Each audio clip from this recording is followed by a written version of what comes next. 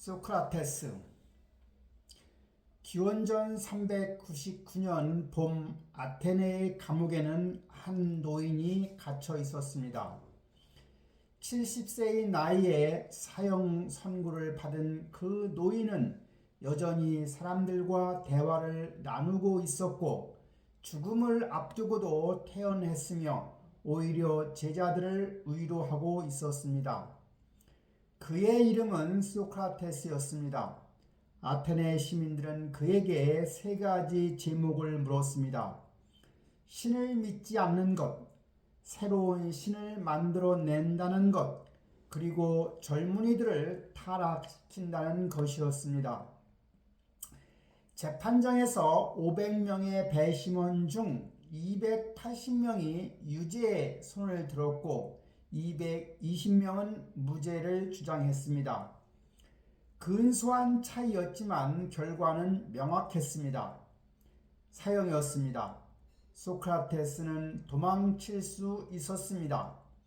제자들이 돈을 모아 감옥 경비를 매수했고 탈출 계획을 세웠으며 다른 도시로 피신할 곳까지 이미 준비해 두었습니다.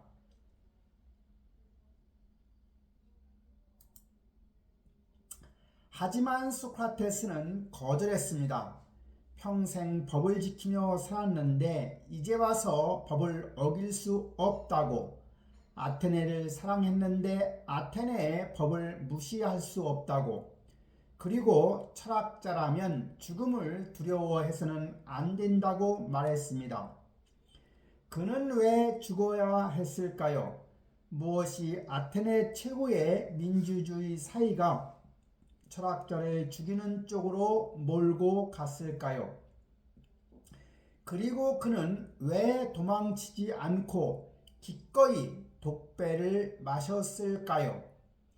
오늘은 한 철학자의 이야기, 그는 글을 한 줄도 남기지 않았지만 소크라테스는 서양 철학의 아버지가 된 사람, 아무것도 모른다고 말했지만 가장 지혜로운 자로 불린 사람, 죽음으로써 자신의 철학을 완성한 사람의 이야기입니다. 그리고 그 이야기는 기원전 5세기 찬란했던 아테네에서 시작됩니다. 기원전 469년 아테네에서 한 아이가 태어났습니다. 아버지는 소프로니스코스는 돌 조각가였고 어머니 파이나레테는 산파였으며 그들은 부유하지도 가난하지도 않은 평범한 시민이었습니다. 아이의 이름은 소크라테스였습니다. 당시 아테네는 세계에서 가장 찬란한 도시였습니다. 페르시아 전쟁에서 승리한 후였고 델로스 동맹의 맹주로서 번영하고 있었으며 페리클레스의 지도 아래 민주주의가 꽃피우고 있었습니다. 파르테논 신전이 건설되고 있었고 비극 작가 아이스겔로스와 소프레스가 걸작을 무대에 올리고 있었으며 철학자들과 소피스트들의 아고라 광장에서 토론하고 있었습니다. 세계 각지에서 상인들이 모여들었고 예술가들이 작품을 만들었으며 시인들이 노래를 불렀습니다. 아테네는 지중해로 세계의 중심이었고 문명의 등대였으며 인류 역사상 가장 위대한 도시 중에 하나였습니다. 소크라테스는 이런 황금기 아테네에서 평범한 아이로 자랐습니다.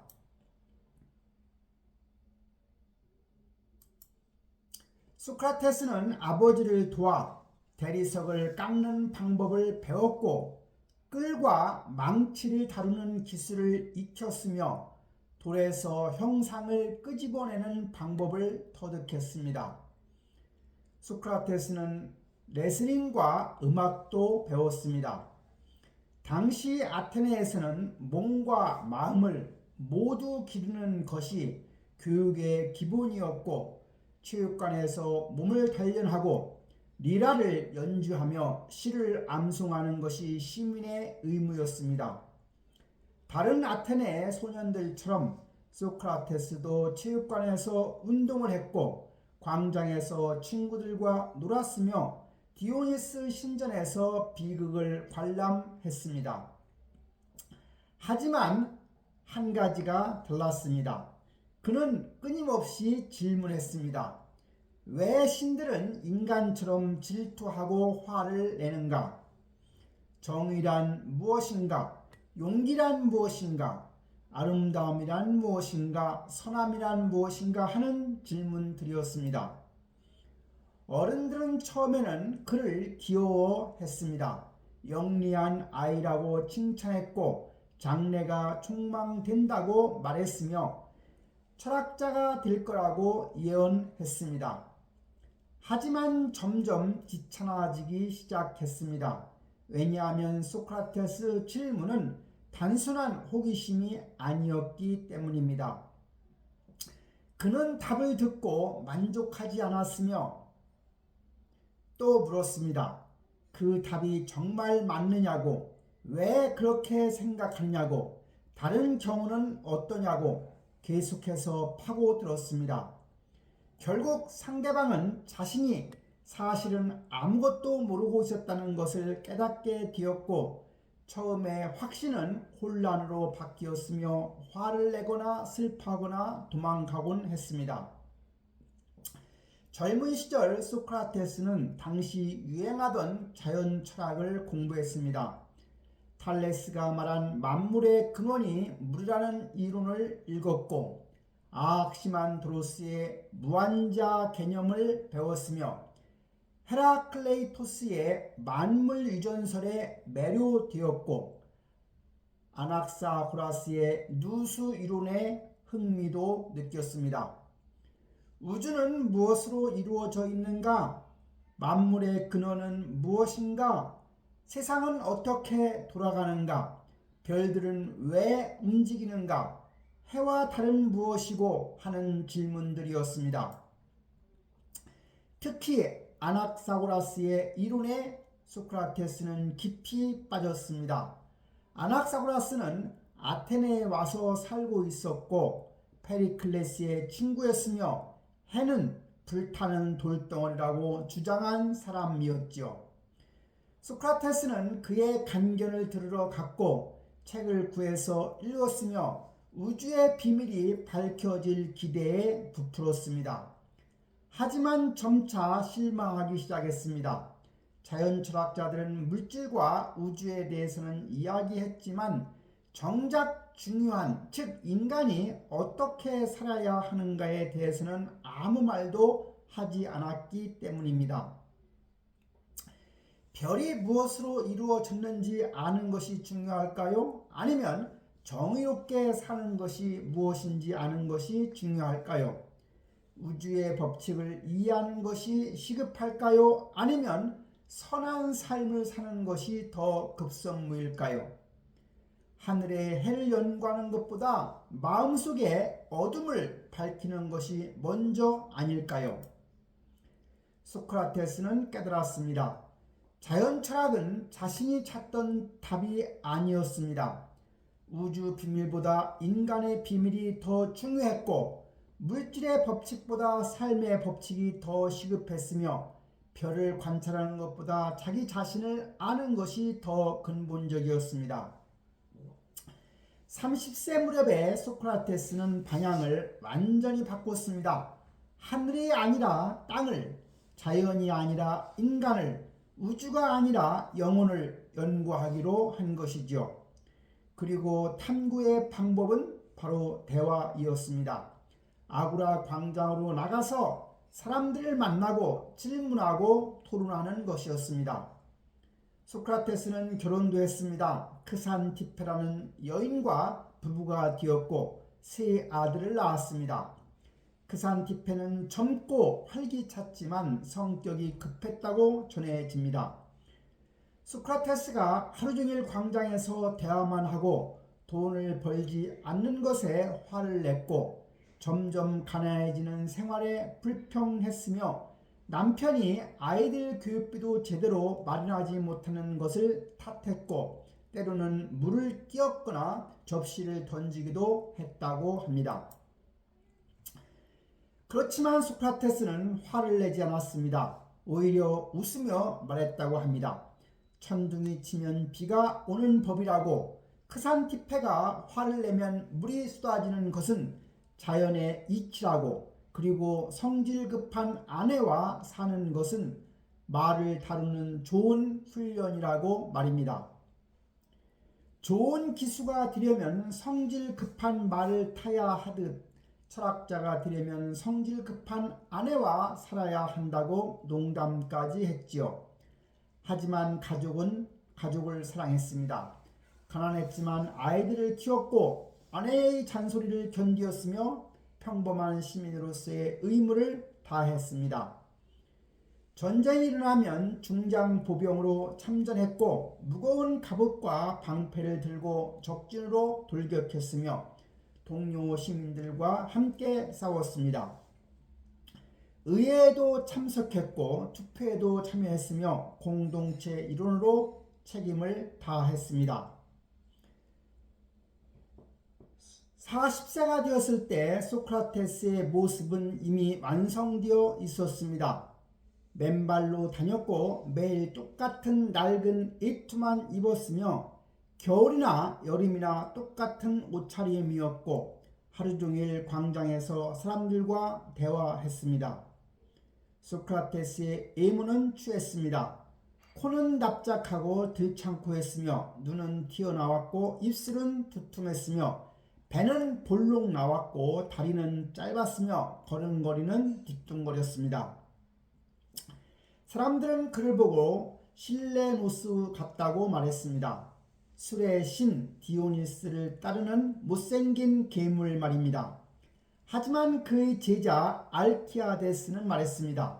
소크라테스는 겉은 실레노스처럼 못생겼지만 안을 열어보면 황금 신상이 들어있는 것과 같다고, 외모는 추하지만 영혼은 가장 아름답다고, 그와 대화하면 마법에 걸린 것처럼 매혹된다고 말했습니다.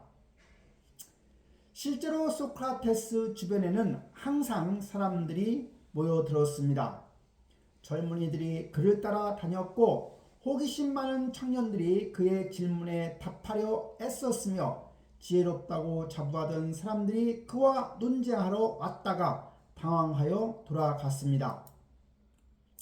아고라 광장의 기둥 아래에서 체육관의 그늘에서 친구의 집 정원에서 소크라테스는 끊임없이 대화했습니다.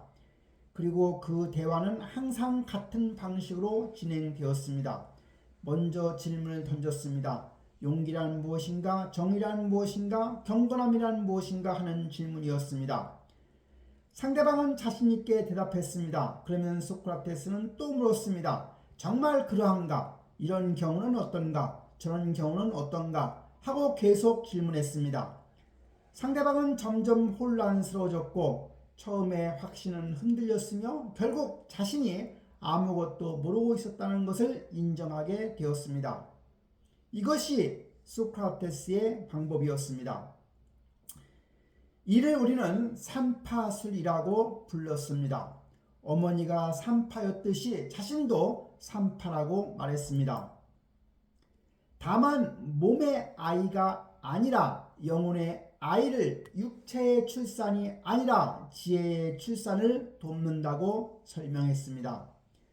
자신은 아무것도 가르치지 않는다고, 다만 상대방이 스스로 깨닫도록 도와줄 뿐이라고, 진리는 각자의 영혼 속에 있으며 자신은 그것을 끄집어낼 뿐이라고 말했습니다. 하지만 많은 사람들은 불쾌했습니다. 자신이 무지하다는 것을 깨닫는 것은 즐거운 경험이 아니었기 때문입니다. 특히 지혜롭다고 자부하는 사람들, 소피스트라 불리던 직업 교사들, 돈을 받고 가르치던 사람들은 소크라테스를 미워했습니다. 그가 자신들의 무지를 폭로했고 권위를 무너뜨렸으며 제자들을 빼앗아 갔기 때문입니다. 그렇게 소크라테스는 아테네에서 유명해졌습니다. 어떤 이들은 그를 존경했고 어떤 이들은 그를 미워했으며 어떤 이들은 그를 두려워했고 어떤 이들은 그를 비웃었습니다. 하지만 모두가 그를 알았습니다. 못생긴 이모의 맨발로 다니며 끊임없이 질문하는 그 이상한 철학자를 말입니다. 소크라테스가 40대 중반이었을 때 그의 인생을 바꾼 사건이 일어났습니다. 친구 카이레폰이 델포이 신전에 다녀온 것입니다. 델포이는 그리스 세계에서 가장 신성한 곳이었고 아폴론 신이 무녀를 통해 신탁을 내리는 곳이었으며 왕들도 장군들도 중요한 결정을 내리기 전에 찾아가는 곳이었습니다. 카이레폰은 신탁에게 물었습니다. 소크라테스보다 더 지혜로운 사람이 있느냐고 질문했습니다. 무녀는 대답했습니다. 소크라테스보다 지혜로운 사람은 없다고, 그가 가장 지혜롭다고 선언했습니다. 카이레포가 아테네에 돌아와서 이 소식을 전했을 때 소크라테스는 당황했습니다. 이해할 수가 없었습니다. 자신은 아무것도 모른다는 것을 너무 잘 알고 있었기 때문입니다. 정의가 무엇인지 모르고 선이 무엇인지 모르고 아름다움이 무엇인지 모르고 용기가 무엇인지 모르는 사람이 어떻게 가장 지혜로울 수 있단 말입니까? 신탁이 틀렸을 리는 없었습니다. 아폴론 신은 거짓말을 하지 않았고 델포이 신탁은 수백 년 동안 정확했으며 그리스 전체가 그 권위를 인정했습니다. 하지만 자신이 가장 지혜롭다는 것도 말이 되지 않았습니다. 그렇다면 무슨 뜻일까요? 무엇을 의미하는 것일까요? 소크라테스는 결심했습니다. 신탁의 의미를 밝혀내기로 한 것입니다. 그 방법은 자신보다 더 지혜로운 사람을 찾아내는 것이었습니다. 만약 자신보다 더 지혜로운 사람을 찾으면 신탁이 틀렸음을 증명할 수 있고 신탁이 틀리지 않았다면 그 의미를 이해할 수 있을 것이었습니다. 먼저 소크라테스는 정치가들을 찾아갔습니다. 아테네를 이끄는 지도자들, 미네에서 연설하는 사람들, 법을 만들고 전쟁을 결정하는 사람들이었습니다. 그들은 분명 지혜로울 것이었습니다. 나라를 다스리려고 하면 지혜가 필요했고 백성을 이끌려면 통찰력이 있어야 했으며 중대한 결정을 내리려면 판단력이 뛰어나야 했기 때문입니다.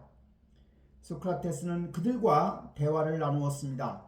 정의에 대해 물었고 선한 정부에 대해 질문했으며 법의 근거에 대해서 토론했습니다. 하지만 대화를 나눌수록 정말 실망스러웠습니다. 정치가들은 화려하게 말했지만 내용이 없었고 자신있게 단언했지만 근거가 부족했으며 무엇보다도 자신이 모른다는 것을 모르고 있었습니다. 그들은 정의가 무엇인지 정확히 설명하지 못했지만 자신은 정의롭다고 믿었고 선이 무엇인지 모르면서도 선한 정책을 펼친다고 주장했으며 지혜가 무엇인지 알지 못하면서도 자신이 지혜롭다고 생각했습니다. 소크라테스는 깨달았습니다. 정치가들은 자신보다 지혜롭지 않았습니다. 오히려 자신이 무지하다는 것을 아는 만큼 자신이 더 나았습니다. 다음으로는 시인들을 찾아갔습니다. 호메로스의 후예들, 아름다운 시를 쓰는 사람들, 비극과 해극을 만드는 작가들이었습니다. 그들은 지혜로울 것이었습니다. 인간의 마음을 꿰뚫고 신들의 뜻을 이해하며 삶의 진리를 노래하는 사람들이었기 때문입니다. 소크라테스는 그들의 작품을 가지고 질문했습니다. 이 구절은 무슨 뜻입니까? 왜 이런 표현을 썼습니까? 이 장면이 의미하는 바는 무엇입니까? 하고 물었습니다. 놀랍게도 시인들은 자신의 작품을 제대로 설명하지 못했습니다.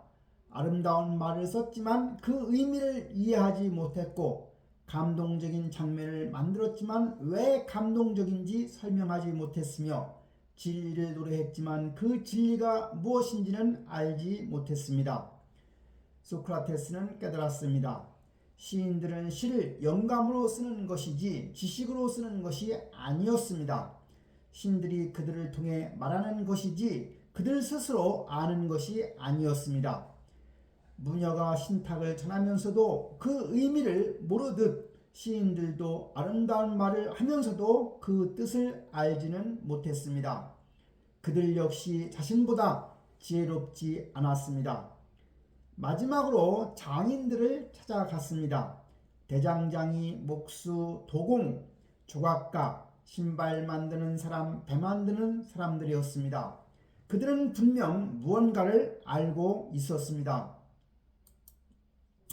실제로 무언가를 만들었고 기술을 가지고 있었으며 지식을 실천으로 옮겼기 때문입니다.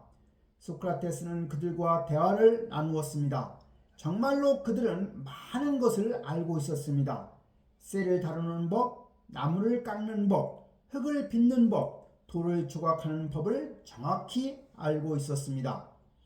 그들의 지식은 확실했고 기술은 검증되었으며 결과는 눈에 보였습니다. 이 점에서 그들은 정치가나 시인들보다 나았습니다. 하지만 문제가 있었습니다. 장인들은 자신의 기술을 알고 있다는 이유로 다른 모든 것도 안다고 생각했습니다. 훌륭한 대장장이는 정치도 안다고 믿었고 뛰어난 목수는 교육도 안다고 생각했으며 유명한 조각가는 철학도 안다고 여겼습니다. 그들의 자만심이 그들의 지혜를 망쳐버렸습니다. 소크라테스는 깨달았습니다. 장인들은 자신의 분야에서는 지혜로웠지만 그것을 넘어서면 다른 사람들과 마찬가지로 무지했습니다. 오히려 아는 것이 있다는 이유로 모든 것을 안다고 착각하는 만큼 더 위험하기까지 했습니다. 이렇게 아테네의 지혜롭다는 사람들을 모두 만나본 후에 소크라테스는 마침내 신탁의 의미를 이해했습니다. 신이 말하고자 한 것은 이것이었습니다. 인간의 지혜란 사실 아무것도 아니라는 것, 우리가 아는 것은 너무나 적다는 것, 그리고 가장 지혜로운 사람은 자신이 아무것도 모른다는 것을 아는 사람이라는 것이었습니다. 소크라테스는 말했습니다. 나는 내가 모른다는 것을 안다고, 그래서 다른 사람들보다 조금 더 지혜롭다고. 그들은 모르면서도 안다고 생각하지만 나는 모른다는 것을 알기 때문이라고 말입니다. 이것이 무지의 지라는 개념이었습니다. 하지만 이 탐구는 소크라테스에게 많은 적을 만들어 주었습니다. 정치가들은 모욕당했다고 느꼈고 시인들은 자존심이 상했으며 장인들은 화가 났습니다. 그들은 소크라테스가 자신들을 무시한다고 생각했고 젊은이들 앞에서 창피를 주었다고 분노했으며 아테네의 전통을 해친다고 비난했습니다. 더 심각한 것은 젊은이들이 소크라테스를 따라 하기 시작했다는 것입니다. 그들은 소크라테스가 어른들에게 질문하는 것을 보고 자신들도 똑같이 따라 했습니다. 아버지에게 정의가 무엇이냐고 물었고 스승에게 지혜가 무엇이냐고 질문했으며 권위자들에게 그들의 주장을 증명하라고 요구했습니다. 어른들은 당황했고 화가 났으며 소크라테스를 원망했습니다. 소크라테스는 자신이 위험한 일을 하고 있다는 것을 알았습니다. 사람들의 무지를 폭로하는 것은 그들의 적의를 사는 일이었고 권위에 도전하는 것은 위험을 자초하는 일이었으며 전통의 의문을 제기하는 것은 공동체를 불편하게 만드는 일이었습니다. 하지만 멈출 수 없었습니다. 신탁을 받았기 때문이었습니다. 신이 그에게 사명을 주었다고 믿었습니다. 소크라테스는 자신을 등해라고 불렀습니다. 아테네라는 큰 말을 깨우는 작은 등해라고 말입니다. 말은 크고 고귀하지만 둔하고 느리며 잠에 빠져 있고 등해는 작고 성가시지만 말을 깨워서 달리게 만든다고 설명했습니다. 자신도 그렇다고 아테네 시민들을 괴롭히지만 그것은 그들을 깨우기 위한 것이라고 잠에서 깨어나 진정으로 생각하게 만들기 위한 것이라고 말했습니다. 그렇게 소크라테스는 계속해서 질문했습니다. 광장에서, 체육관에서, 술자리에서 만나는 모든 사람에게 물었습니다. 당신은 무엇을 아는가? 당신의 확신한 근거가 있는가? 당신은 정말 그것이 옳다고 생각하는가? 하고 끊임없이 질문했습니다. 어떤 이들은 감사했고 어떤 이들은 화를 냈으며 어떤 이들은 두려워했지만 소크라테스는 멈추지 않았습니다. 그리고 그 대가는 점점 커지고 있었습니다. 적들이 늘어나고 있었고 원망이 쌓이고 있었으며 하지만 소크라테스는 개의치 않았습니다. 진리를 추구하는 것이 철학자의 의무라고, 잠든 시민들을 깨우는 것이 자신의 사명이라고, 그리고 죽음보다 더 두려운 것은 무지하게 사는 것이라고 믿었기 때문입니다. 소크라테스가 살던 시대는 전쟁의 시대였습니다. 기원전 431년 아테네와 스파르타 사이에 전쟁이 시작되었지요. 펠로폰네스 전쟁이라 불리게 될 이 전쟁은 27년 동안 계속되었고 그리스 전체를 피로 물들였으며 찬란했던 아테네의 황금기를 끝장냈습니다. 소크라테스는 이미 40대였지만 전쟁에 참여했습니다. 아테네 시민으로서의 의무였습니다.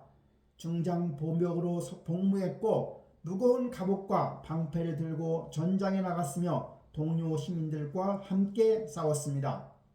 첫 번째 전투는 포티다이아에서 벌어졌습니다. 기원전 432년 아테네 북쪽의 도시였습니다.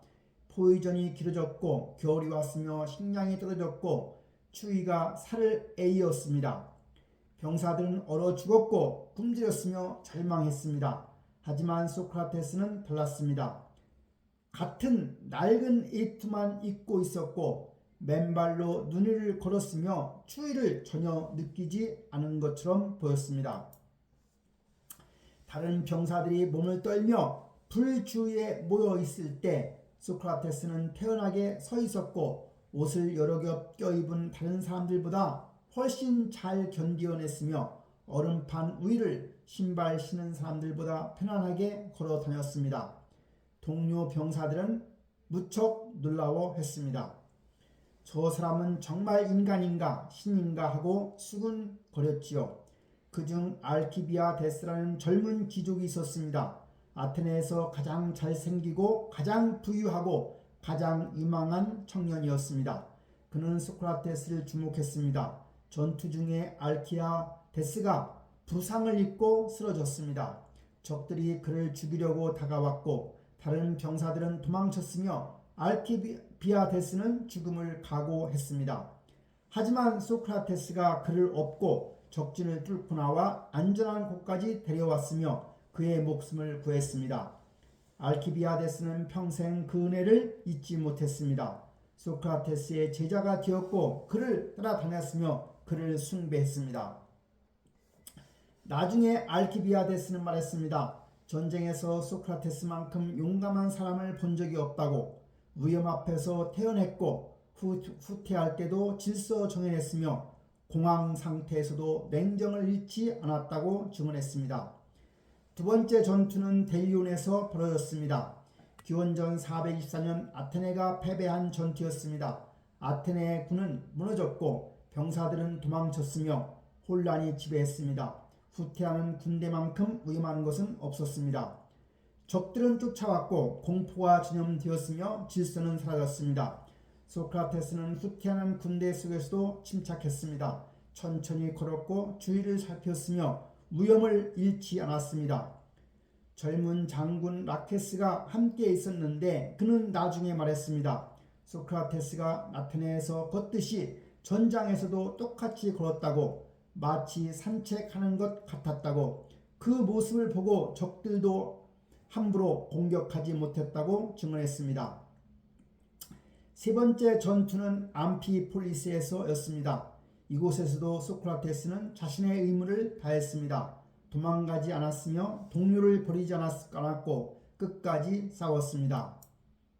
전쟁터에서 소크라테스가 보여준 용기는 그의 철학과 일치했습니다. 그는 말했습니다. 진정한 용기는 무모함이 아니라 두려움이 없는 것이 아니라 두려움을 이성으로 다스리는 것이라고, 그리고 명예를 위해 죽는 것은 두려워하지 않을 것이라고 가르쳤습니다. 하지만 전쟁은 소크라테스에게 깊은 상처를 남겼습니다. 수많은 동료가 죽었고 아테네는 점점 약해졌으며 민주주의는 흔들리기 시작했습니다. 전쟁이 길어지면서 아테네 시민들은 지쳐갔고 두려움이 커졌으며 이성보다 감정이 지배하기 시작했습니다. 기원전 406년 아르기누 해전이 벌어졌습니다. 아테네가 승리했지만 폭풍이 일어났고 많은 병사들이 물에 빠졌으며 장군들이 그들을 구하지 못했습니다.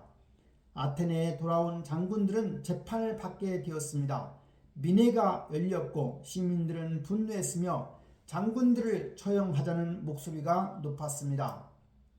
하지만 문제가 있었습니다.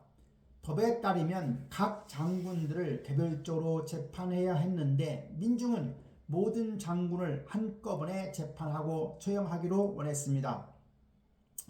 이것은 위법이었습니다. 그날 소크라테스는 시민의회의 의장단 중 한 명이었습니다.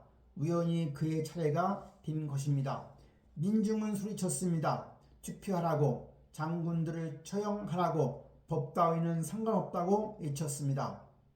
의장단의 다른 사람들은 두려워했습니다. 민중의 분노를 거스르는 것은 위험했기 때문입니다. 하지만 소크라테스는 거부했습니다.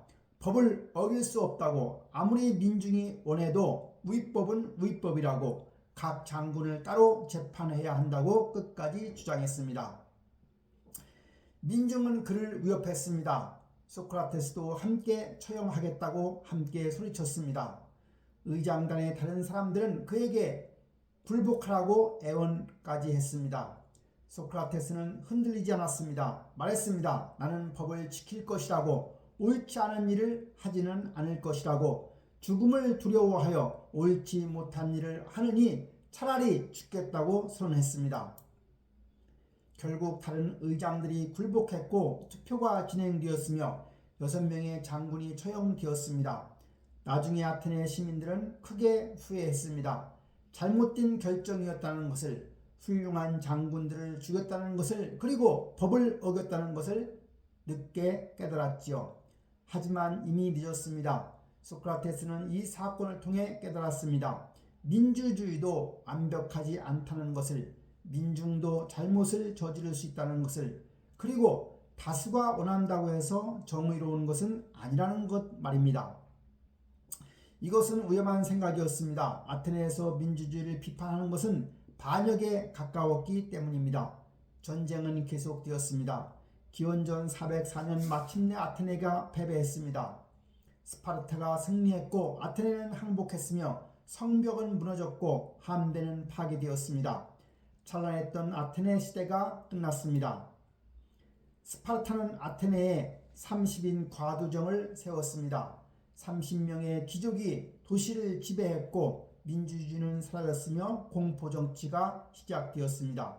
그들은 정적들을 처형했고 재산을 몰수했으며 반대자들을 추방했습니다.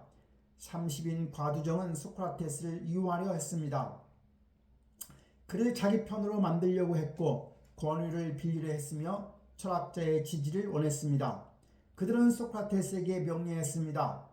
살라미스론이라는 사람을 체포해 오라고, 재산을 몰수하기 위해 그를 죽일 것이니 데려오라고 지시했습니다. 하지만 소크라테스는 거부했습니다. 집으로 돌아가 버렸습니다. 명령을 따르지 않았고 무고한 사람을 죽이는 데 협력하지 않았으며 결과가 무엇이든 상관하지 않았습니다. 다행히 30인 과두정은 곧 무너졌고 민주주의가 복구되었으며 소크라테스는 처형을 면했습니다. 소크라테스에게 많은 적을 만들어 주었습니다. 민주주의들은 그가 과두정을 지지한다고 의심했고 과두정 지지자들은 그가 배신했다고 분노했으며 양쪽 모두 그를 위험한 사람으로 여기기 시작했습니다. 더욱이 소크라테스의 제자들 중 일부가 문제였습니다. 알키비아데스는 아테네를 배신하고 스파르타로 갔고 크리티아스는 30인 과두정의 리더가 되어 폭장을 휘둘렀으며 카르미데스도 과두정에 가담했습니다. 사람들은 생각했습니다. 소크라테스가 이들을 가르쳤다고, 그의 철학이 이들을 타락시켰다고, 그가 젊은이들을 망쳤다고 비난했습니다. 소크라테스는 부인했습니다. 자신은 아무것도 가르치지 않았다고, 다만 질문했을 뿐이라고. 제자들이 무엇을 선택하든 그것은 그들의 책임이라고 말했습니다. 하지만 사람들은 믿지 않았습니다. 그들에게는 명백해 보였습니다. 소크라테스가 젊은이들에게 전통을 의심하게 만들었고 권위에 도전하게 했으며 결국 배신자와 폭군을 만들어냈다고 생각했습니다. 소크라테스가 70세가 되었을 때 소크라테스는 아테네에서 가장 유명하고 가장 논란이 많은 사람이었습니다. 어떤 이들은 그를 현자라고 존경했고 어떤 이들은 그를 위험한 사상가로 두려워했으며 어떤 이들은 그를 미워했습니다. 그리고 그의 적들은 마침내 기회를 잡았습니다. 민주주의가 복구된 후 아테네는 과거를 잊고 화해하자는 사면령을 발표했습니다. 과거의 일로 서로를 고발하지 말자는 약속이었죠. 하지만 소크라테스는 사면령 이전부터 문제였으므로 그를 고발하는 것은 가능했습니다. 기원전 399년 세 사람이 소크라테스를 고발했습니다. 멜레토스, 아니토스, 리콘이었습니다. 제목은 세 가지였습니다. 국가가 인정하는 신을 믿지 않았다는 것, 새로운 신을 만들어낸다는 것, 그리고 젊은이들을 타락시킨다는 것이었습니다. 재판이 시작되었습니다. 70세의 철학자가 500명의 배심원 앞에서 서게 되었습니다. 그의 운명이 걸린 재판이었습니다. 유죄가 나오면 사형이었습니다. 하지만 소크라테스는 두려워하지 않았습니다. 평생 진리를 추구했고 죽음을 두려워하지 않는다고 가르쳤으며 이제 자신의 철학을 증명할 시간이 왔다고 생각했습니다. 기원전 399년 봄 아테네 법정이 열렸습니다. 500명의 배심원이 앉았고 고발인들이 준비를 마쳤으며 피고인 소크라테스가 법정에 들어섰습니다. 70세의 노인은 여전히 낡은 니트를 걸치고 있었고 맨발이었으며 평소와 다름없는 모습이었습니다. 고발인은 3명인데 멜레토스는 젊은 시인이었고 아니토스는 부유한 정치가였으며 리코는 웅변가였습니다. 하지만 실질적인 주동자는 아니토스였습니다. 그는 30인 과두정과 싸운 민주주의자였고 아테네 복구에 공헌한 인물이었으며 영향력이 있는 사람이었습니다. 아니토스에게는 개인적인 원한도 있었습니다. 그의 아들이 소크라테스의 영향을 받아 아버지 사업을 경멸하게 되었고 가업을 잇기를 거부했으며 결국 방탕한 삶을 살다가 망가졌기 때문입니다. 아니토스는 믿었습니다. 소크라테스가 자기 아들을 망쳤다고, 그의 철학이 젊은이들을 타락시킨다고, 아테네를 위해 그를 제거해야 한다고 생각했습니다. 고발장이 낭독되었습니다. 소크라테스는 국가가 인정하는 신들을 믿지 않고 새로운 신령을 도입했으며 젊은이들을 타락시켰다는 것이었습니다. 이것은 심각한 제목이었습니다. 불경지와 타락지는 사형에 해당하는 범죄였기 때문입니다. 멜레토스가 먼저 고발 연설을 했습니다. 그는 소크라테스가 신을 믿지 않는다고 주장했고 아테네의 신들을 모욕했다고 비난했으며 젊은이들에게 무신론을 가르쳤다고 말했습니다. 또한 소크라테스가 데몬이라는 이상한 목소리를 듣는다고 주장하는데 이것은 새로운 신을 만들어낸 것이라고 고발했습니다. 아니토스도 연설했습니다. 그는 소크라테스의 제자들을 거론했습니다. 알키비아데스가 아테네를 배신하고 크리티아스가 복장을 휘둘렀으며 많은 젊은이들이 소크라테스의 영향으로 가족과 국가를 경멸하게 되었다고 주장했습니다. 소크라테스가 전통을 파괴하고 권위를 무너뜨렸으며 사회 질서를 위협한다고 비난했습니다. 이제 소크라테스의 차례였습니다. 당시의 관습에 따르면 피고인은 감동적인 변론을 해야 했습니다. 눈물을 흘리고 자녀를 데리고 와서 동정을 구하고 배심원들에게 애원하고 화려한 수사로 감정에 호소하는 것이 일반적이었습니다. 많은 피고인들이 전문 연설가를 고용해서 변론문을 작성했고 연기하듯 슬픔을 표현했으며 배심원들의 마음을 움직이려 애썼습니다. 하지만 소크라테스는 다르게 행동했습니다. 눈물을 흘리지 않았고 자녀를 데려오지 않았으며 애원하지도 않았습니다. 대신 평소처럼 대화하듯 말을 했습니다. 마치 아고라 광장에서 사람들과 토론하듯 차분하고 논리적으로 말하기 시작했습니다. 먼저 자신에 대한 오해를 풀고자 했습니다. 사람들이 자신을 자연 철학자로 오해한다고 아리스토파네스 회귀에서 자신을 구름 속을 돌아다니며 해와 달을 연구하는 사람으로 묘사했지만 그것은 사실이 아니라고 자신은 자연 철학에 관심이 없으며 오직 인간의 삶과 덕에 대해서만 탐구한다고 설명했습니다. 그리고 델포의 신탁 이야기를 했습니다. 신이 자신을 가장 지혜로운 자라고 했지만 자신은 아무것도 모른다는 것을 알았고 그래서 신탁의 의미를 찾기 위해 사람들과 대화하기 시작했다고 그 과정에서 많은 사람들의 무지를 폭로하게 되었고 그래서 적들을 만들게 되었다고 말했습니다. 신에 대한 고발에 답했습니다. 자신은 신을 믿는다고 다만 전통적인 방식이 아닐 뿐이라고 신의 명령에 따라 철학적 탐구를 하고 있다고 주장했습니다.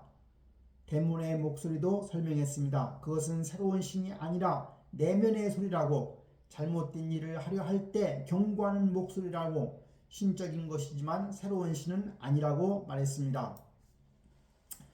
젊은이 타락에 대해서도 반박했습니다. 자신은 아무도 가르치지 않았다고 돈도 받지도 않았고 다만 누구든 원하는 사람과 대화했을 뿐이라고 말했습니다. 젊은이들이 자신을 따라다닌 것은 사실이지만 그것은 자신이 유혹해서가 아니라 그들이 스스로 원해서였고 지혜롭다는 사람들이 무지를 드러내는 것을 보는 것이 재미있어서였다고 설명했습니다. 그리고 중요한 질문을 던졌습니다. 만약 자신이 젊은이들을 타락시켰다고 하면 그렇게 타락한 젊은이들이나 그들의 부모나 친척들이 왜 이 법정에 와서 고발하지 않느냐고 고발인들은 직접 피해를 입은 사람들이 아니라 제3자들이 아니냐고 물었습니다. 하지만 소크라테스의 변론은 배심원들을 설득하기보다는 자극하는 것처럼 보였습니다. 그는 겸손하지 않았습니다. 오히려 자신의 철학적 사명을 강조했고 아테네를 위해 봉사했다고 주장했으며 자신이 아테네가 받은 신의 선물이라고까지 말했습니다.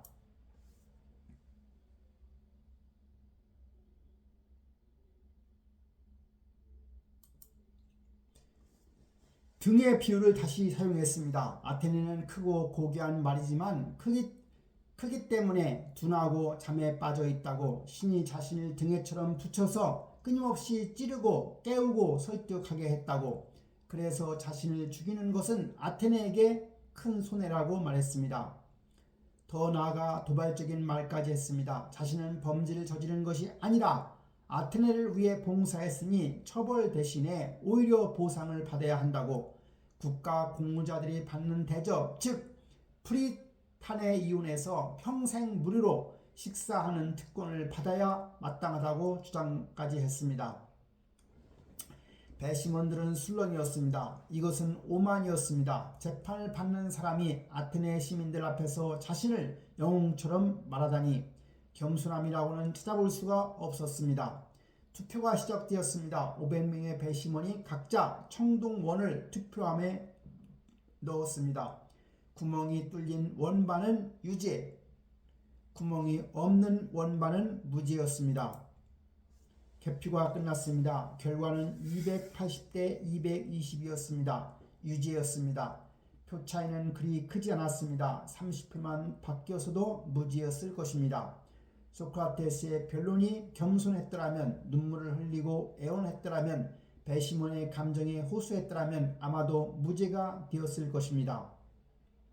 하지만 소크라테스는 후회하지 않았습니다. 자신의 원칙을 지켰고 진실을 말했으며 철학자답게 행동했다고 생각했습니다.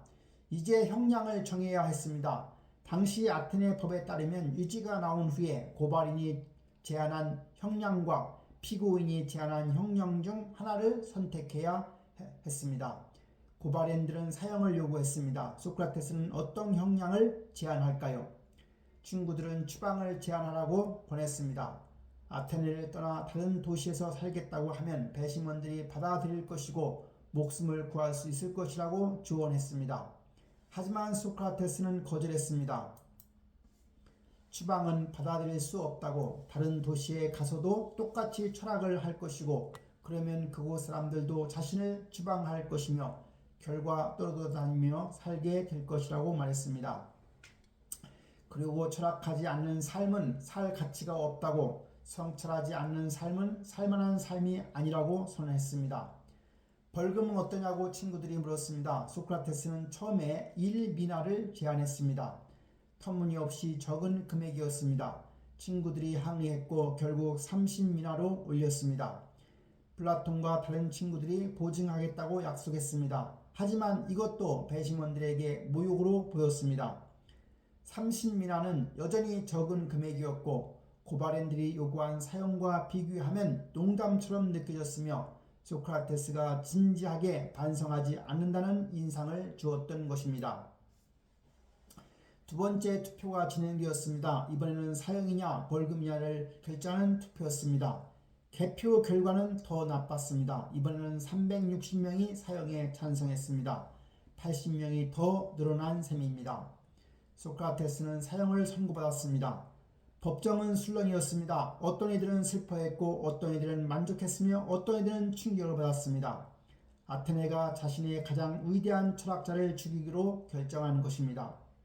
하지만 소크라테스는 태어났습니다. 마지막 연설을 했습니다. 자신을 유죄로 판결한 사람들에게 먼저 말했습니다. 조금만 기다렸어도 자신은 늙어서 자연사했을 것이라고. 하지만 그들은 그 짧은 시간을 기다리지 못했고 이제 소크라테스를 죽인 사람들로 기록될 것이라고 말했습니다. 그리고 자신을 무죄로 판결한 220명에게 말했습니다. 죽음은 두려운 것이 아니라고. 죽음이 무엇인지 아무도 모르는데 어떻게 두려워할 수 있느냐고. 어쩌면 죽음은 축복일지도 모른다고 말했습니다. 두 가지 가능성이 있다고 설명했습니다. 첫째, 죽음이 완전한 거라면 꿈도 없는 깊은 잠과 같다면 그것은 얼마나 평화로운 일인가. 둘째, 죽음이 영원히 다른 곳으로 가는 것이라면 그곳에서 호메로스와 헤시도스를 만나고 과거의 위대한 사람들과 대화를 할 수 있다면 그것은 얼마나 멋진 일인가. 특히 저승에서도 계속 질문할 수 있을 것이라고 말했습니다. 트로이 전쟁의 지도자들에게 정의가 무엇인지를 물을 수 있고 오디세에게 지혜가 무엇인지 질문할 수 있으며 거기서는 질문한다고 해서 죽임을 당하지 않을 것이라고 농담까지 했습니다.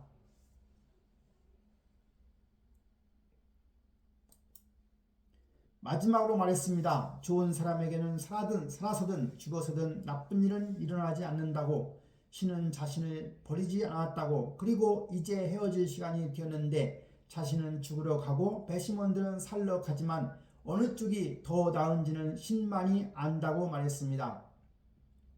그리고 법정을 나섰습니다. 감옥으로 향했습니다. 70세의 철학자는 여전히 평온했고 제자들은 눈물을 흘렸으며 아테네는 자신이 무엇을 했는지 아직 깨닫지 못하고 있었습니다.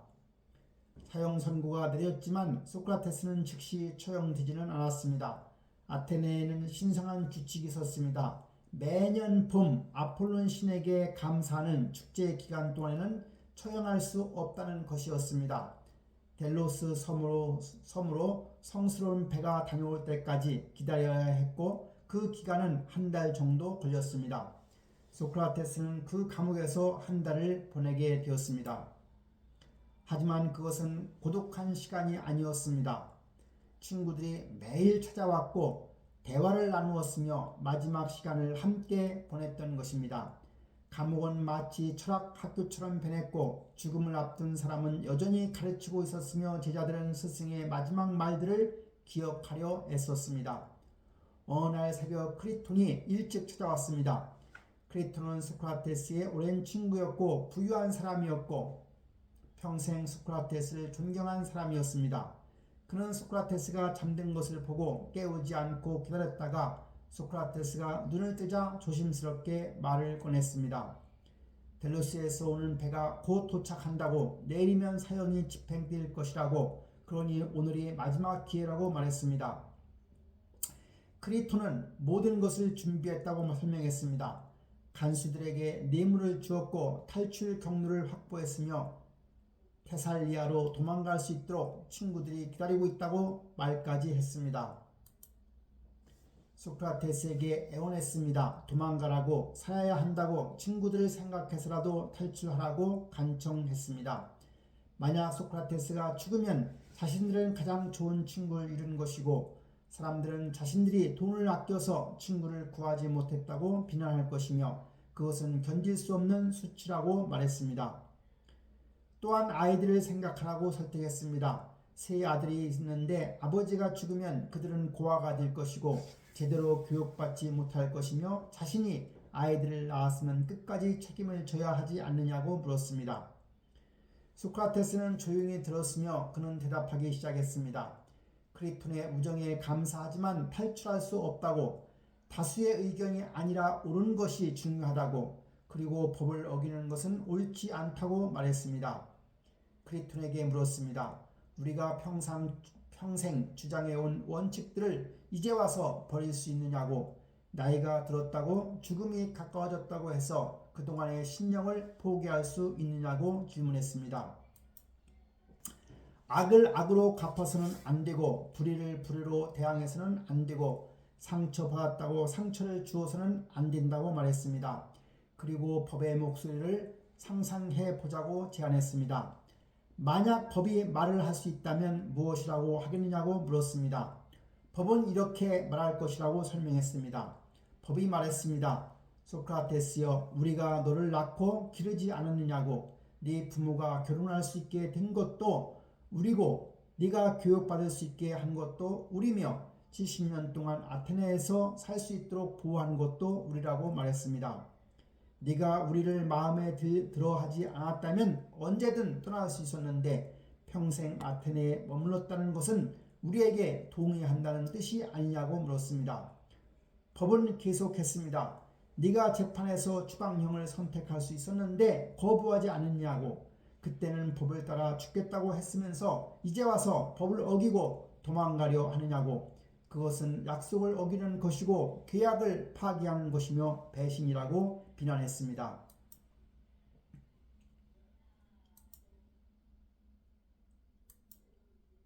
그리고 법은 경고했습니다. 만약 네가 도망가면 어떻게 되겠냐고, 네 친구들은 추방당하거나 재산을 몰수당할 것이고 너는 도망자로 살며 어느 도시에서도 환영받지 못할 것이며 네가 평생 가르친 정의와 덕에 대한 모든 말이 거짓으로 판명날 것이라고 말했습니다. 소크라테스는 크리톤에게 말했습니다. 이 법의 목소리가 귓속에서 울리고 있어서 어떤 다른 말도 들리지 않는다고, 자신은 법을 어길 수 없고 도망갈 수 없으며 여기서 죽음을 맞이하겠다고 선언했습니다. 크리톤은 더 이상 설득할 수가 없었습니다. 슬펐지만 친구의 결정을 받아들였고 묵묵히 그 옆에 머물렀으며 마지막까지 함께 하기로 했습니다.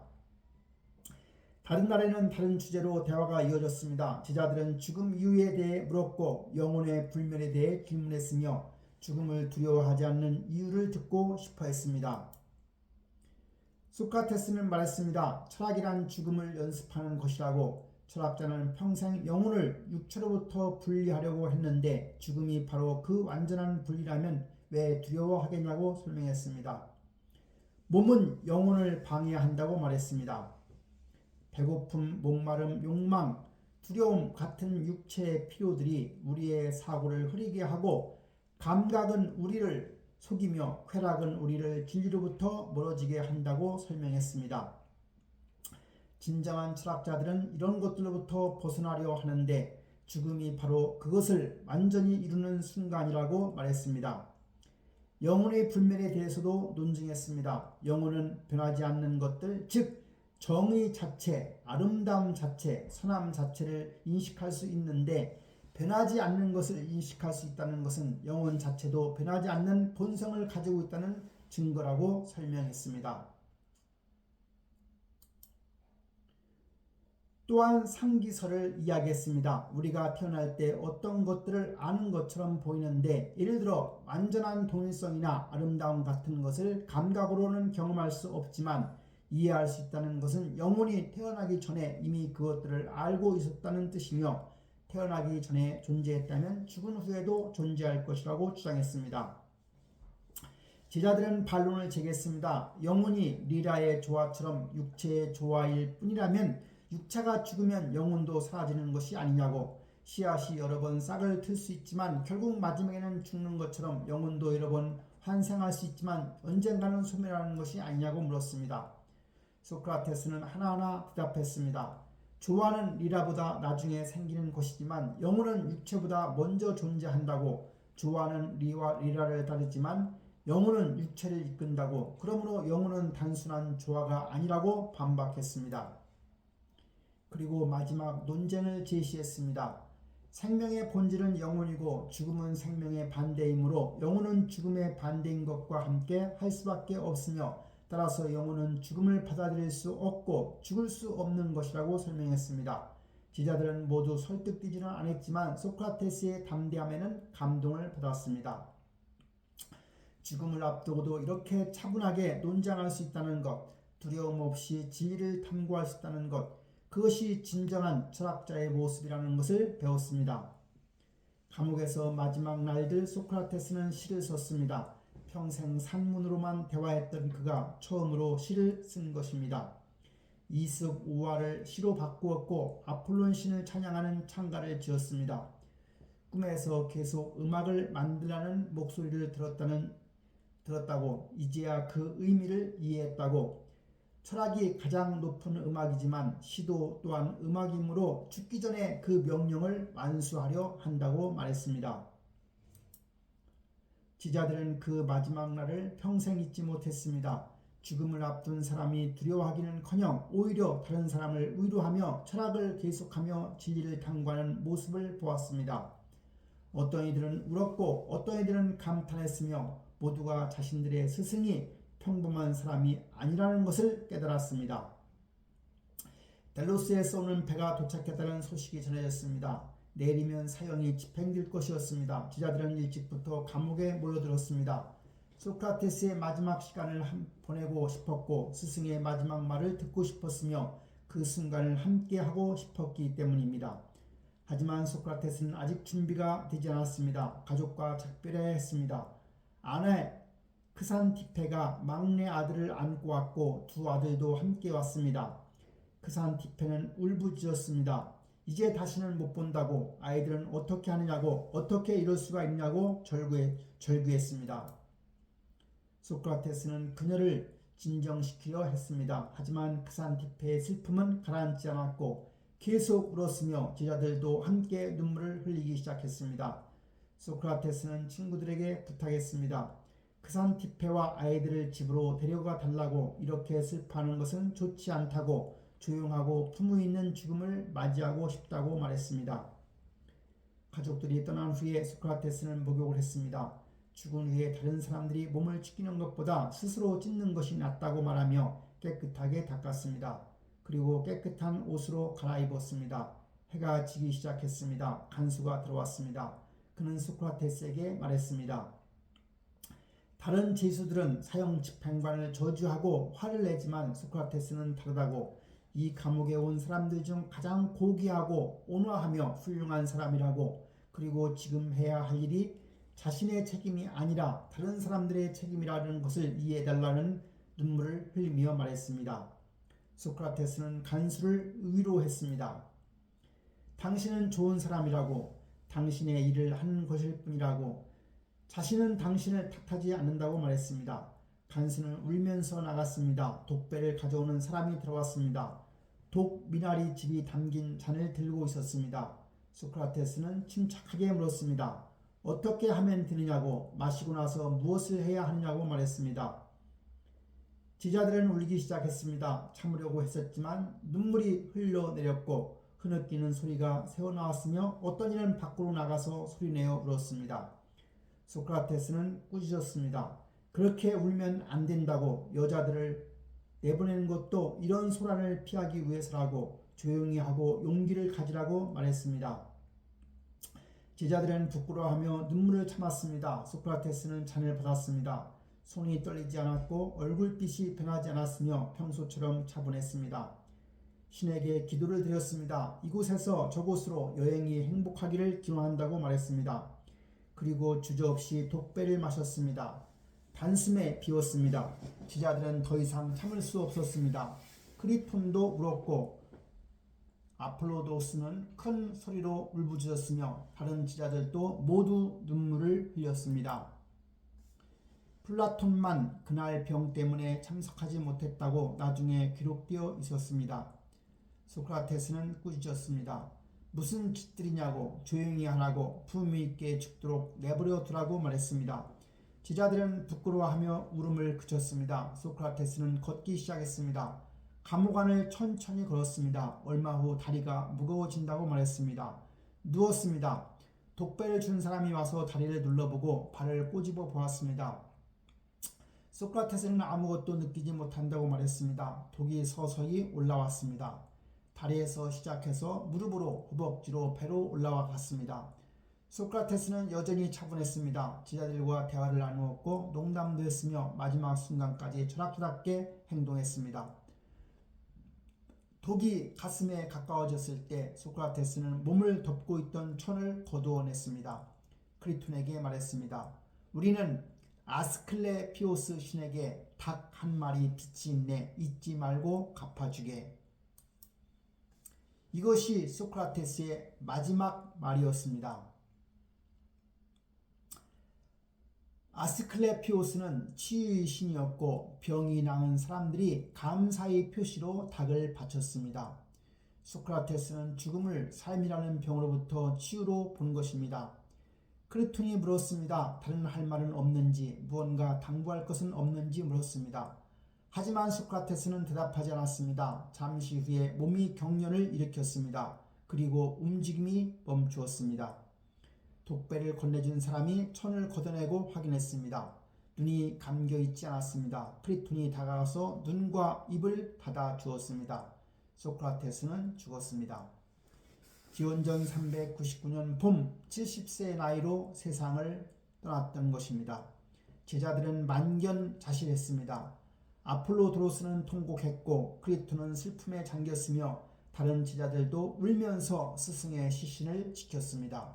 그들은 나중에 말했습니다. 우리가 알았던 사람들 중 가장 지혜롭고 가장 정의로우며 가장 훌륭한 사람이 떠났다고 증언했습니다. 시신은 아테네 관습에 따라 처리되었습니다.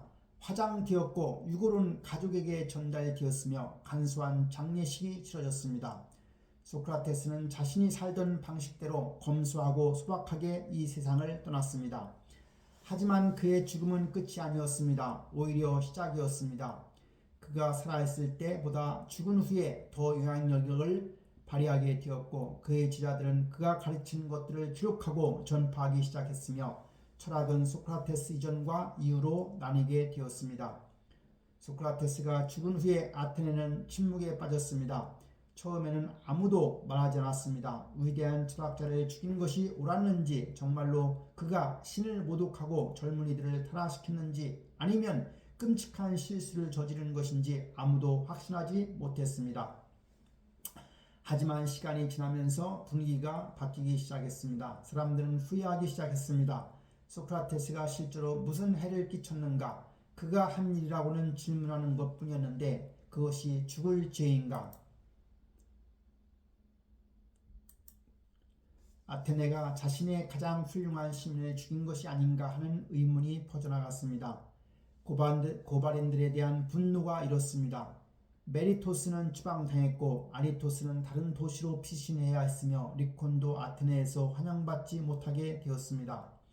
사람들은 그들을 거리에서 만나도 말을 걸지 않았고 체육관에서도 그들을 피했으며 아무도 거래하려 하지 않았습니다.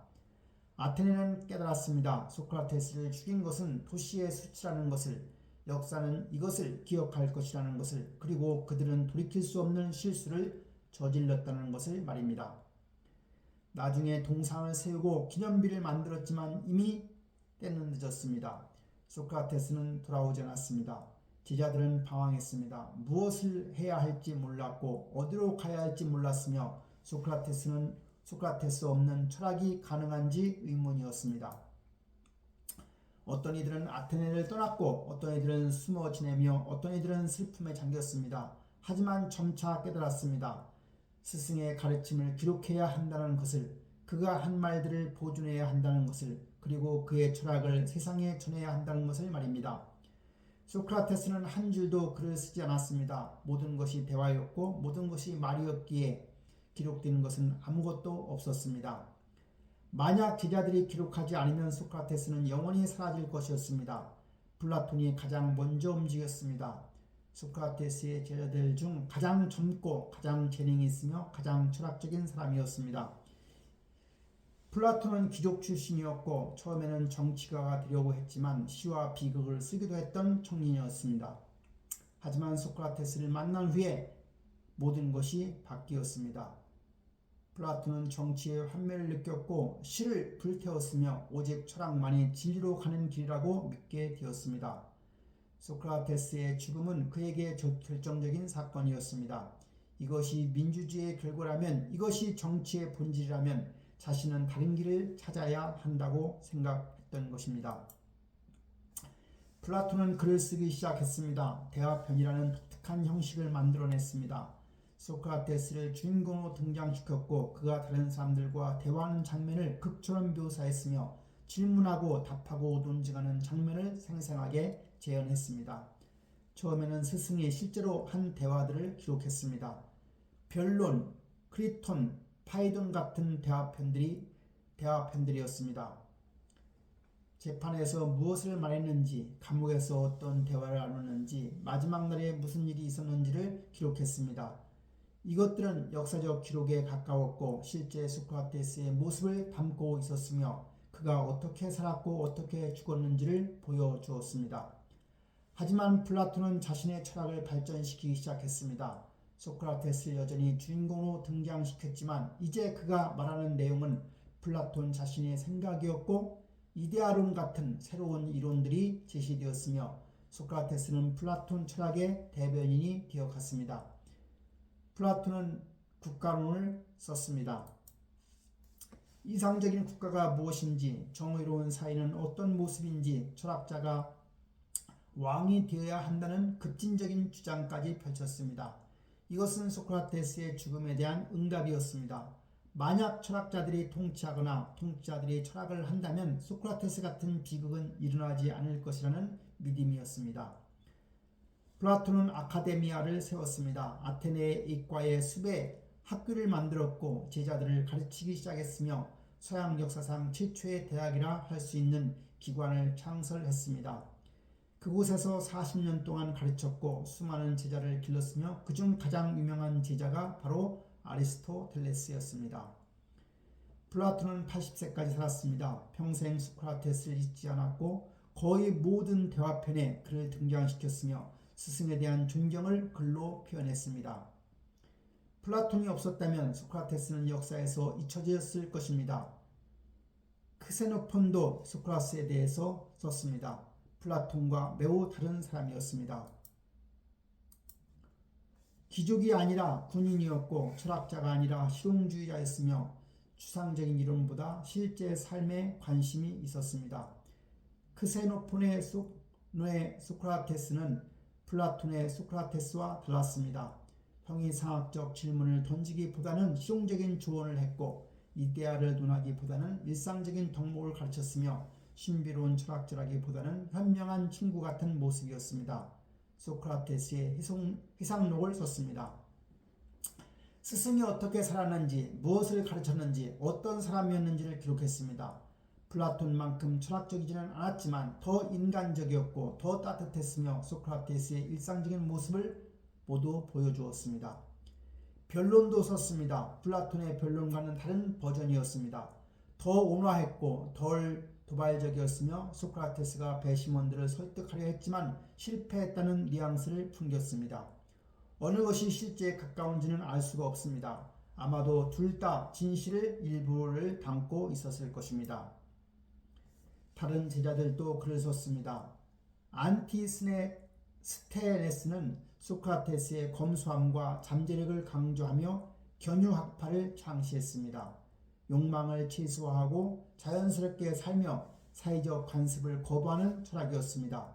그의 제자 디오게네스는 통수에서 살며 극단적으로 검소한 삶을 실천했고 알렉산더 대왕에게도 굴복하지 않았으며 소크라테스의 정신을 극단까지 밀고 나갔습니다. 아리스티포스는 쾌락을 추구하는 키레네의 학파를 만들었습니다.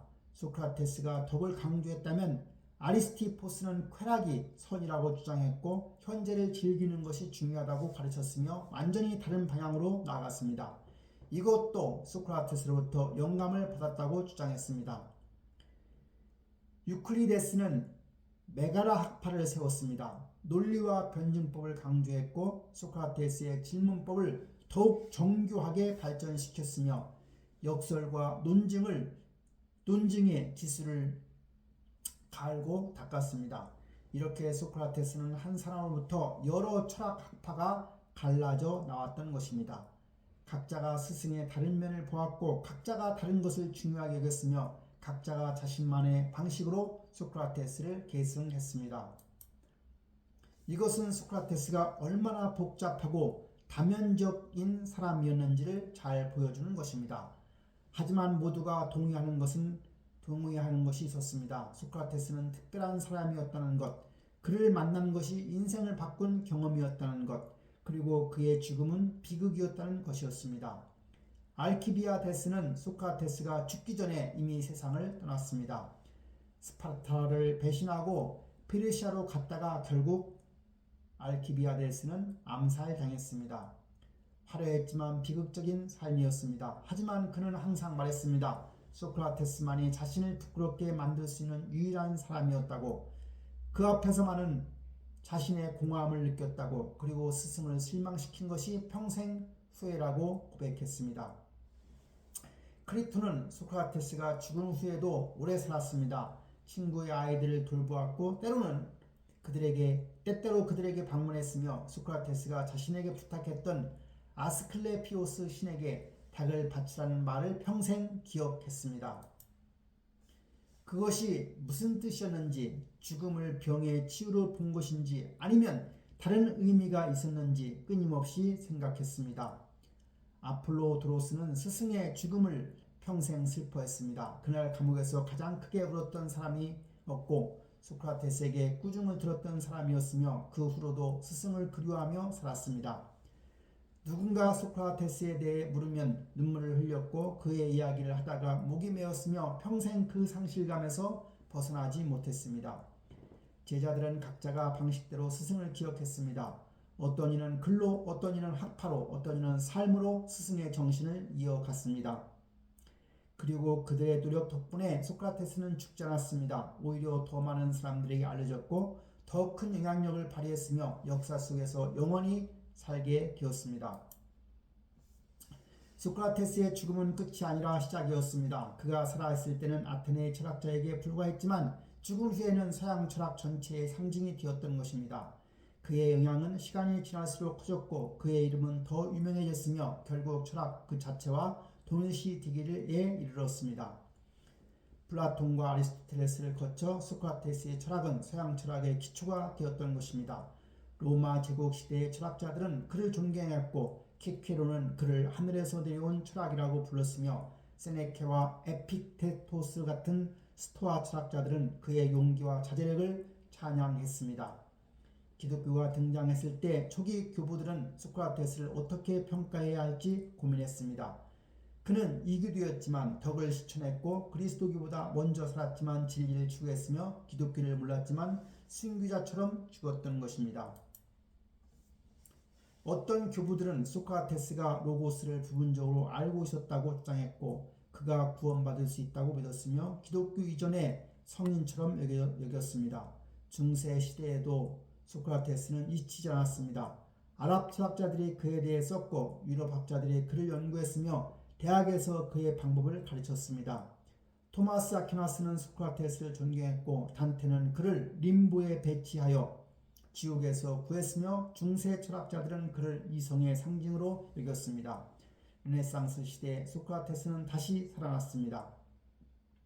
인문주의자들이 플라톤의 대화편을 번역했고 사람들은 고대 그리스 지혜를 열광했으며 소크라테스는 이상적 철학자의 모델이 되었습니다. 에라스무스는 소크라테스를 성인으로 불렀고 몽테뉴는 그를 인간 지혜의 완성으로 여겼으며 르네상스의 사상가들은 그에게 영감을 받았습니다. 계몽주의 시대의 소크라테스는 이성의 영웅이 되었습니다. 볼테르는 그를 미신과 싸운 투사로 칭송했고 루스는 그의 덕을 찬양했으며 디드로와 백과 전설파는 그를 자유사상의 선구자로 여겼습니다. 소크라테스가 신을 의심하고 전통에 도전하고 권위에 맞섰다는 사실이 계몽주의자들에게는 영감이었습니다. 프랑스 혁명 시기 소크라테스는 순교자의 상징이 되었던 것입니다. 화가 자크 루이 다비드는 소크라테스의 죽음을 그렸습니다. 독배를 들고 있는 소크라테스, 우는 제자들 비극적이지만 고귀한 순간을 포착한 그림이었습니다. 이 그림은 엄청난 인기를 끌었고 복제되었으며 불리한 죽음도 두려워하지 않는 영웅의 이미지를 전파했던 것입니다. 19세기 헤겔은 소크라테스를 변증법의 창시자로 평가했습니다. 질문하고 답하고 모순을 드러내고 더 높은 진리로 나가는 과정이 바로 변증법이라고 설명했습니다. 키르케고르는 소크라테스의 아이러니를 강조했습니다. 아무것도 모른다고 말하면서 가장 많이 아는 역설, 가르치지 않는다고 하면서 가장 많이 가르치는 모순을 주목했습니다. 니체는 소크라테스를 비판했습니다. 그가 이성을 지나치게 강조하여 사람의 본능을 억압했고 논리를 추구하면서 예술을 경시했으며 그리스 비극의 정신을 파괴했다고 주장했습니다. 하지만 이 비판조차 소크라테스가 얼마나 중요한 인물인지를 보여주는 것이었습니다. 비판할 만큼 영향력이 컸던 것입니다. 20세기에도 소크라테스는 계속 연구되었습니다. 분석 철학자들은 그의 정의에 대한 논증을 분석했고 실존주의자들은 그의 진정성을 찬양했으며 교육학자들은 그의 방법을 연구했습니다. 소크라테스식 문답법은 오늘날에도 여전히 가르치고 있고 법학에서도 사용되고 있으며 비판적 사고의 모델이 되고 있었습니다. 소크라테스가 위대한 이유는 무엇일까요? 그는 책을 쓰지 않았고 체계적인 철학을 만들지도 않았습니다. 학파를 세우지도 않았고 제도를 만들지도 않았으며 권력을 추구하지도 않았습니다. 소크라테스는 그저 질문했을 뿐입니다. 하지만 그 모든 것을 바꿨습니다. 소크라테스 이전의 철학은 주로 자연에 관한 것이었습니다. 우주가 무엇으로 이루어졌는지, 별들이 어떻게 움직이는지, 만물의 근원이 무엇인지를 탐구했습니다. 소크라테스는 철학을 하늘에서 땅으로 끌어내렸습니다. 인간에게로, 삶에게로 어떻게 살 것인가의 문제로 철학의 방향을 돌렸던 것입니다. 덕이란 무엇인가, 정의란 무엇인가, 용기란 무엇인가, 지혜란 무엇인가 하는 질문들이었습니다. 이것들은 추상적인 질문이 아니었습니다. 실제 삶의 문제였습니다. 어떻게 살 것인가, 무엇이 좋은 삶인가, 어떤 사람이 되어야 하는가 하는 근본적인 질문들이었습니다. 그리고 소크라테스는 가장 중요한 것을 가르쳤습니다. 성찰하지 않는 삶은 살 가치가 없다는 것을 말입니다. 그냥 살아서는 안 된다는 것, 왜 그렇게 살아야 하는지 생각해야 한다는 것, 자신의 삶을 성찰하고 질문하고 검토해야 한다는 것을 가르쳤습니다. 무지의 지도 혁명적이었습니다. 지혜로운 사람은 모든 것을 아는 사람이 아니라 자신이 모른다는 것을 아는 사람이라는 깨달음이었습니다. 이것은 겸손을 가르쳤고 계속 배우게 만들었으며 독단을 경계하게 했습니다. 산파수는 교육을 혁명적으로 바꿨습니다. 지식을 주입하는 것이 아니라 스스로 깨닫게 하는 것, 답을 주는 것이 아니라 질문을 던지는 것, 수동적인 학생이 아니라 능동적인 탐구자를 만드는 것이었습니다. 그리고 무엇보다 소크라테스는 자신의 삶으로 철학을 증명했습니다. 말만 하는 것이 아니라 검소하게 살았고 욕망을 절제했으며 원칙을 지켰고 끝까지 진리를 충실했습니다. 도망갈 수 있었지만 남았고 굴복할 수 있었지만 버텼으며 두려워할 수 있었지만 담대했습니다. 그의 죽음은 철학이 단순한 말장난이 아니라는 것을 보여주었습니다. 철학은 삶의 방식이고 진리는 목숨을 걸 만한 가치가 있으며 원칙은 지켜야 하는 것이라는 사실을 증명했습니다. 소크라테스는 철학을 위해 죽은 최초의 사람이었고 그의 죽음은 철학이 얼마나 중요한지를 세상에 알렸습니다. 키케로는 말했습니다. 소크라테스가 철학을 하늘에서 끌어내려 도시로 가져왔고 집 안으로 들여왔으며 삶과 도덕과 선과 악에 대해 탐구하도록 만들었다고 평가했습니다. 화이트헤드는 말했습니다. 서양 철학의 전통은 플라톤에 대한 주석에 불과하다고, 그리고 플라톤은 소크라테스로부터 시작되었다고 설명했습니다. 실제로 소크라테스는 모든 것의 시작이었습니다. 그 이후에 모든 철학자가 그를 거쳐갔고 그에게 응답했으며 그와 대화를 했던 것입니다. 동의하든 반대하든 찬양하든 비판하든 소크라테스를 무시할 수 있는 철학자는 없습니다.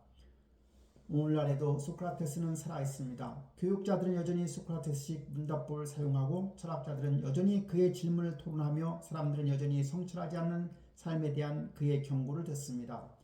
그가 제기한 질문들은 여전히 답이 없습니다. 정의란 무엇인가, 용기란 무엇인가, 선한 삶이란 무엇인가 하는 질문들은 2400년이 지난 지금도 여전히 유효하고 여전히 어렵고 여전히 탐구할 가치가 있는 질문들입니다. 어쩌면 그것이 소크라테스가 원하는 것인지도 모릅니다. 답을 주는 것이 아니라 질문하게 만드는 것, 확신을 주는 것이 아니라 의심하게 만드는 것, 편안하게 하는 것이 아니라 불편하게 만드는 말입니다. 등에처럼 계속 찌르고 깨우게 생각하게 만드는 것이었습니다. 소크라테스 그는 성공했습니다. 죽은 지 2400년이 지났지만 여전히 우리를 찌르고 있고 여전히 우리를 깨우고 있으며 여전히 우리를 생각하게 만들고 있습니다. 소크라테스는 죽었지만 그의 질문은 영원합니다. 기원전 399년 아테네 감옥에서 한 노인이 독배를 마셨습니다. 70년을 마감하는 순간이었지요. 제자들은 울었고 친구들은 슬퍼했으며 아테네는 자신이 무엇을 잃었는지 아직 깨닫지 못하고 있었습니다. 소크라테스는 글을 한 줄도 남기지 않았습니다. 학파를 세우지 않았고 체계를 만들지 않았으며 제도를 건설하지도 않았습니다. 그저 질문했을 뿐입니다. 아고라 광장에서 체육관에서 술자리에서 만나는 모든 사람에게 질문을 던졌습니다. 하지만 그 질문들이 세상을 바꿨습니다. 철학을 하늘에서 땅으로 끌어내렸고 우주의 비밀에서 삶의 의미로 방향을 돌렸으며 어떻게 살 것인가라는 가장 근본적인 질문을 던졌습니다. 그는 가장 중요한 것을 가르쳤습니다. 성찰하지 않는 삶은 살 가치가 없다는 것을. 우리는 우리의 삶을 성찰하고 질문하고 검토해야 한다는 것을, 그리고 진리는 목숨을 걸 만한 가치가 있다는 것을 보여주었습니다. 도망갈 수 있었지만 남았고 굴복할 수 있었지만 버텼으며 두려워할 수 있었지만 담대했습니다. 법을 지켰고 원칙을 지켰으며 끝까지 철학자로 살았습니다. 그리고 독배를 마시는 순간까지 제자들을 가르쳤고 진리를 추구했으며 죽음조차 철학적으로 맞이했습니다. 2400년 전에 살았던 그는 여전히 유효하고 그가 보여준 삶은 여전히 영감을 주며 그가 추구한 진리는 여전히 탐구할 가치가 있습니다. 그의 질문들은 시대를 초월합니다. 아테네에서도 중요했고 지금도 중요하며 앞으로도 중요할 것입니다. 왜냐하면 이것들은 인간이라면 누구나 마주하는 근본적인 질문들이기 때문입니다. 소크라테스의 진정한 업적은 답을 주는 것이 아니라 질문하게 만드는 것입니다. 확신을 준 것이 아니라 의심하게 만드는 것이고 편안하게 하는 것이 아니라 불편하게 만드는 것이며 잠들게 하는 것이 아니라 깨어나게 하는 것입니다. 그는 자신을 등해라고 불렀습니다. 아테네를 깨우는 작은 등해라고 말했습니다. 성가시지만 필요하고 귀찮지만 중요하며 때로는 미움받지만 결국에는 고마운 존재라고 설명했습니다. 그리고 그는 옳았습니다. 우리는 모두 가끔 등해가 필요합니다. 우리를 찌르고 깨우고 생각하게 만드는 누군가가 필요합니다. 편안한 확신에서 깨어나게 하고 당연하게 여기던 것을 의심하게 하며 성찰하지 않던 삶을 돌아보게 만드는 목소리가 필요합니다.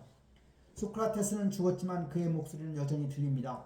역사를 넘어 시간을 넘어 우리에게 질문을 던집니다. 당신은 정말로 아는가?